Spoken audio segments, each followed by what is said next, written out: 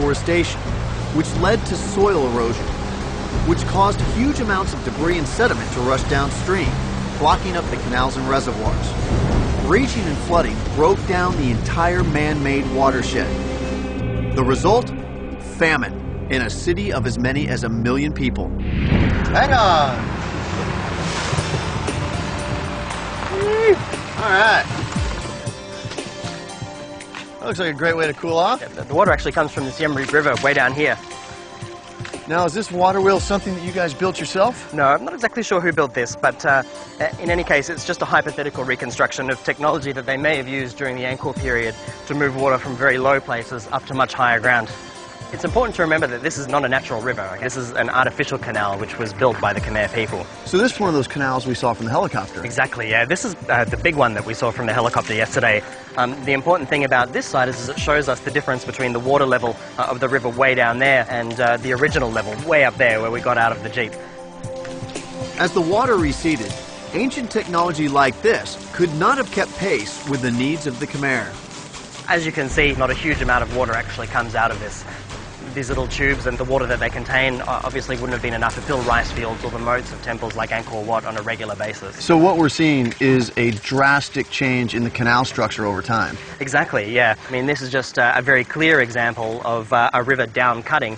And if you have the water down there and the rice fields and the moats that you need to feed the water into are way up there, then obviously you're going to end up in deep trouble. This is just one example of it here, but probably the clearest example of it is just up the river a little bit. We should go take a look. Okay. To see hard evidence of what brought down the Khmer, Damien and I jump in a boat.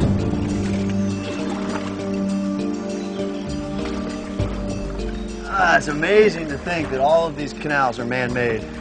Yeah, it's actually difficult to imagine it when you're down here on the river. You know, once you get up there in the air, you can really see that far from being a sort of natural course, it's actually laid out in a very particular kind of way for a very particular kind of purpose.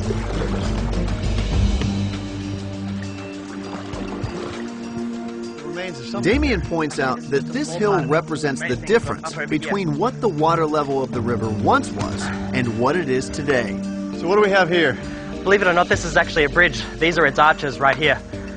Would this then be the bridge for the canal that we just came up from? Exactly. 1,000 years ago, the water would have run straight down through here and passed beneath these arches onto the other side. So we're standing on the original bed of the canal. That's right. Increasingly, as the years went on, the water level cut down into the landscape and just basically ended up going around this bridge, meaning it was completely ineffective.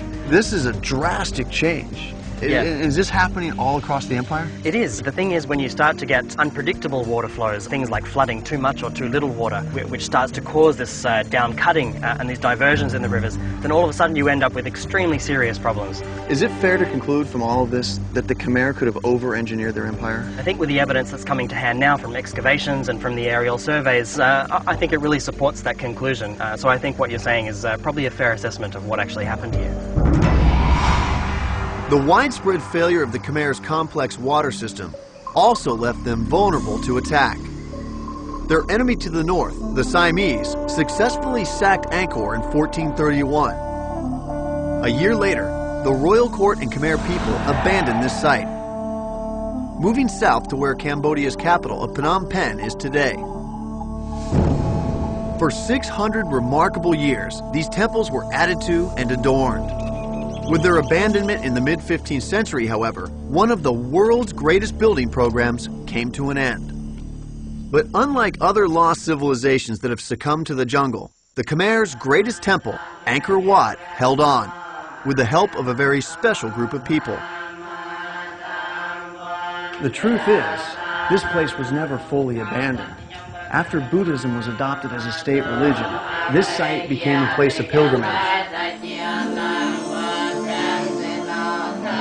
Even after the last Khmer king left, the monks stayed and arduously worked to keep the forest from swallowing this great temple. And it's through their 4 centuries of effort that Angkor Wat is still here today. For many, Angkor Wat evokes a romantic tale of a 19th century explorer stumbling upon a lost civilization. But I came here to plumb the deeper mystery, to finally understand the real story behind the rise and fall of an amazing empire. Today, the Cambodians are so proud of their legacy, they're the only country to adorn their national flag with an image of a ruin. Angkor Wat, the ultimate symbol of majesty and mystery.